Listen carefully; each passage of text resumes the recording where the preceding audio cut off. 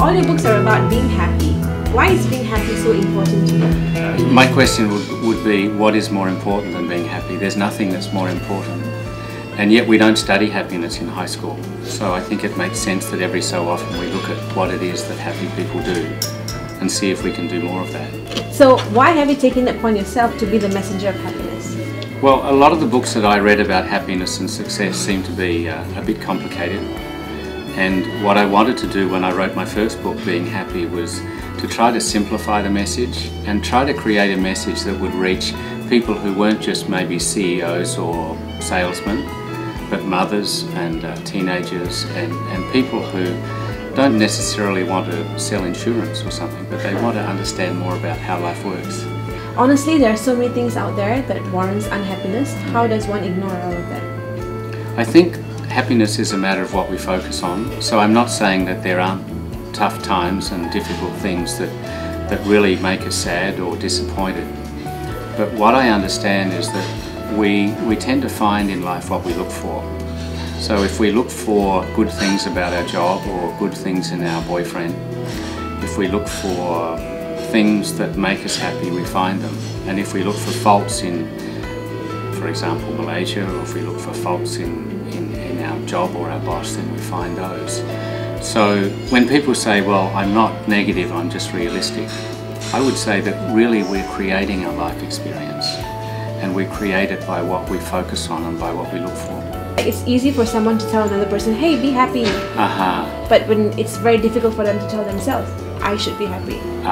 Why do you think that? Well, okay, I mean, the point that I would take is that firstly, you can't make someone else happy. So from the point of view of my books, I'm writing books for people who are ready to take the next step. As far as myself being concerned, how do I stay happy? I try to take my own advice as much as possible. And I take your point that it's often easier in theory than it is in practice.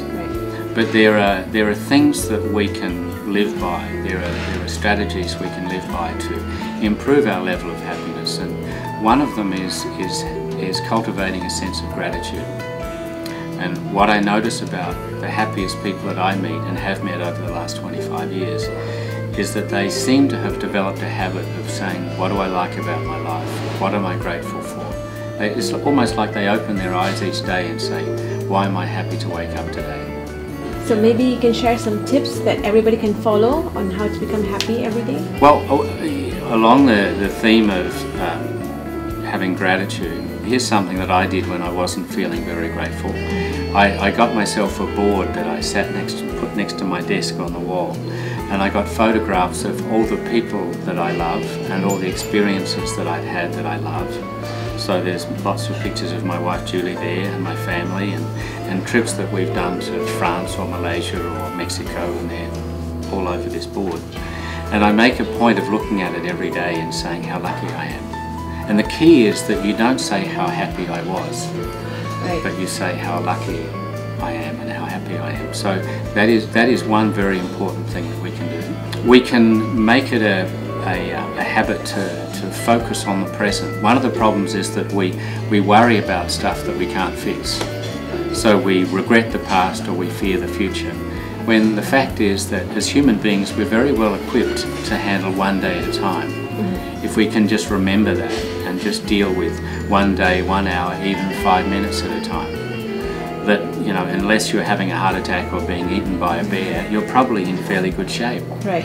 But it's only when we say, what will happen if, what will people say, and then we've got to keep dragging ourselves back to the present.